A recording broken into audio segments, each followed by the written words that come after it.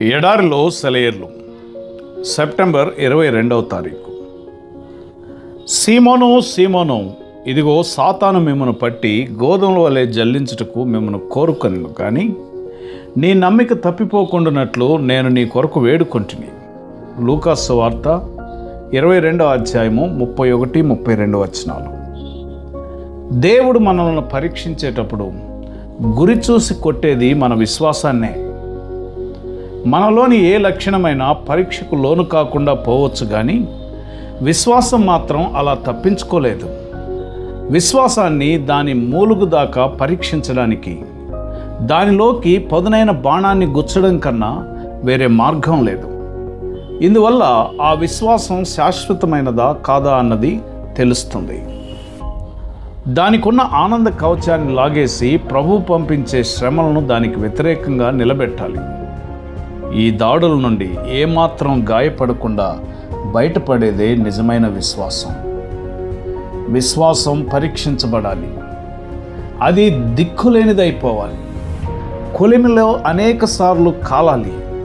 ఈ పరీక్షలన్నింటినీ తట్టుకొని నిలబడిన విశ్వాసం గలవాడు ధన్యుడు. పౌలు అన్నాడు, నా విశ్వాసాన్ని నిలబెట్టుకున్నాను, కానీ తన తలను పోగొట్టుకున్నాడు. అతని తలను నరికివేశారు, కానీ అతని విశ్వాసాన్ని మాత్రం తాకనైనా తాకలేకపోయారు. అన్యజనులకు అపోస్తలుడైన ఇతడు 3 విషయాలలో సంతోషించాడు.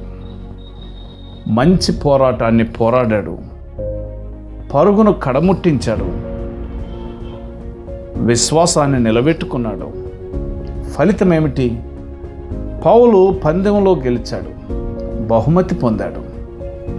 ప్రపంచం అతన్ని గొప్పవాడిగా ఎంచింది. అంతేకాదు, పరలోకంలో ఇతడు ఘనుడయ్యాడు.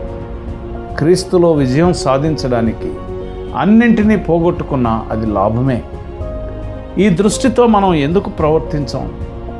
పౌలులాగా సత్యానికి మనం ఎందుకు విధేయులం కాము? ఎందుకంటే పౌలు పాటించిన విధానం మనకు లేదు. మన లెక్కకు అతని లెక్కకు తేడా ఉంది. పౌలు నష్టం అని ఎంచిన వాటిని మనం లాభంగా లెక్కిస్తున్నాము. పౌలుకున్న విశ్వాసం మనకు ఉండాలి. అతనికి దొరికిన కిరీటం మనకి దొరకాలంటే ఆ విశ్వాసాన్ని నిలబెట్టుకోవాలి. ప్రియ విశ్వాసి, నీ జీవితంలో కూడా పౌలు వలె పౌలు ఏది నష్టం అని ఎంచుకున్నాడో అది నీవు కూడా నష్టంగా ఎంచుకొని క్రీస్తు కొరకు నిలబడితే పౌలు సంపాదించుకున్న అదే కిరీటాన్ని, అదే మహిమను నీవు కూడా సంపాదించుకునే కృప పరిశుద్ధాత్ముడు నీకు అనుగ్రహించునుగాక. ఆమెన్.